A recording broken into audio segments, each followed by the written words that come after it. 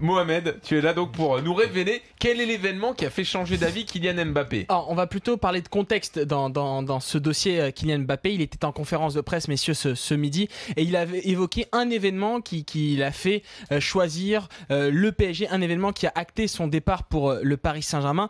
En fait, cet événement, il n'est pas très clair. Il a eu lieu en fin de saison, la semaine suivant le titre de l'AS Monaco en Ligue 1. Kylian Mbappé et sa famille rencontrent l'AS Monaco. Il demande un nouveau contrat, une revalorisation salariale. Il y a des discussions qui sont faites autour de certains chiffres.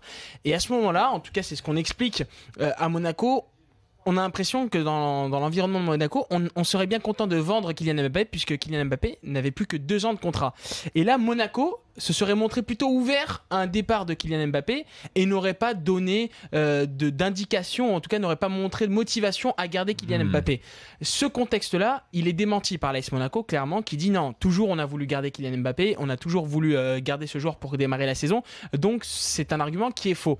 On maintient cet argument plutôt chez certains proches dans ce dossier. Pourquoi ? Parce que le joueur, lui au départ, voulait rester à Monaco avant d'avoir cette proposition du PSG, avant d'être convaincu par le projet parisien par Nasser Al-Khelaifi.